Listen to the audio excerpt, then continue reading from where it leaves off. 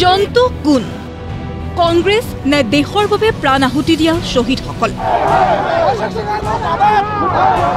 মন্ত্ৰী অশোক সিংহললৈ এই প্ৰশ্ন ঢেকিয়াজুলিৰ কংগ্ৰেছ নেতাকৰ্মীৰ এয়া আসলতে কংগ্ৰেছ দলক তুলনা কৰা নহয় তেওঁ শ্বহীদসকলক এই অপমান কৰিছে গোপীনাথ বৰদলৈৰ দৰে ব্যক্তিসকল যিসকলে আমাৰ স্বাধীনতাৰ লগত কংগ্ৰেছ দলৰ লগত জড়িত হৈ আছিল মুমলাগা আৰু কনকলতাৰ দৰে এই গোটেইখিনি অমিয় কুমাৰ দাসৰ পৰা আদি কৰি যিসকল সকলো আছিলে তেখেতসকলক অপমান কৰিছে আৰু তেওঁলোকে বিভিন্ন জাতি জনগোষ্ঠী এই বিভিন্ন জাতি জনগোষ্ঠীৰ ব্যক্তিসকল আমাৰ এই কংগ্ৰেছ দলটোত আছে তেওঁ সেই সকলক অপমান কৰিছে দুদিন পূৰ্বে নিজৰ সমষ্টিৰ উৰহিলকা নামৰ ঠাইখনত অনুষ্ঠিত ৰাজহুৱা সভাত কংগ্ৰেছক জন্তুৰ সৈতে তুলনা কৰিছিল মন্ত্ৰী অশোক সিংহলে হে বাইদেউহত কংগ্ৰেছ বোলা জন্তুটো আমাৰ অঞ্চলত আছে জানো আছে নেকি নে আছে যদি কক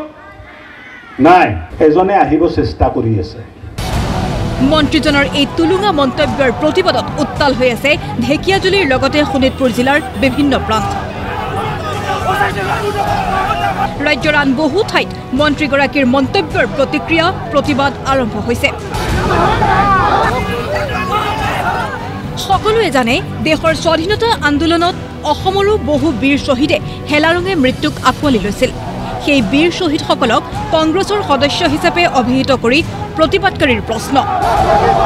জাতিৰ পিতা মহাত্মা গান্ধী জৱাহৰলাল নেহৰু গোপীনাথ বৰদলৈ কি আছিল কনকলতা মুকুন্দ কাকতি কোন আছিল দেশৰ প্ৰতি তেওঁলোকৰ অৱদান কিয় পাহৰি গৈছে মন্ত্ৰী অশোক সিংহলে তেখেতে যেহেতু বক্তব্য কৰিলে আমাৰ যোৱা 28 তাৰিখে যেহেতু আমাৰ বুঢ়াইলাগা ৰাঙাপাৰা এৰিয়াত তাত 60 জন বা 70 জন মানুহ লৈ কিনি কি ডাংকুম মাৰিছে তাক আজি আমি প্ৰতিবাদ কৰিছো কাৰণ আমাৰ কংগ্ৰেছ যেটো নেশ্যনেল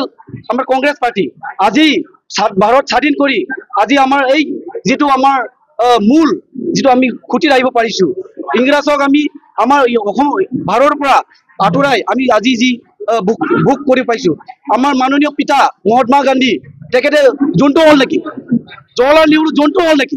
তেখেতৰ নেতৃত্বত আজি আমাৰ ভাৰতবৰ্ষ স্বাধীনতা হৈছে ঢেকিয়াজুলিত মন্ত্ৰী তথা স্থানীয় বিধায়কজনৰ জুমুঠি উদ্ধাৰ কৰে কংগ্ৰেছ কৰ্মীসকলে বাধা দিবলৈ অহা আৰক্ষীৰ সৈতে লিপ্ত হয় হতাহতিত কংগ্ৰেছক জন্তু আখ্যা দিয়াৰ পিছত মন্ত্ৰী অশোক সিংহলৰ সন্মুখত আন এটা বিপদ সিংহলৰ সংগ এৰিব খুজিছে ঢেকিয়াজুলিৰ বড়ো ৰাইজে পথ দলং নিৰ্মাণ নকৰাৰ অভিযোগ তুলি বড়োসকলৰ হুংকাৰ এবাৰ সিংহলক বড়ো অধ্যুষিত এলেকাত প্ৰৱেশ কৰিবলৈ দিয়া নহব আহি থকা 2026 চন যেটো আমাৰ বিধানসভা ইলেকশন ঢেকিয়াজুলি কৰিছিল এনেকা মন্ত্ৰী আমাক নালাগে এনেকা আমি বিধায়ক আমাক নালাগে আমি খেদামে আমি সকলো বড়োসকলে একত্ৰিত হৈছে আৰু আমি তাক ইয়াৰ পৰা খেদাই দিম তেজপুৰৰ পৰা অৰ্ণৱ নাথৰ ৰিপৰ্ট প্ৰতিদিন টাইম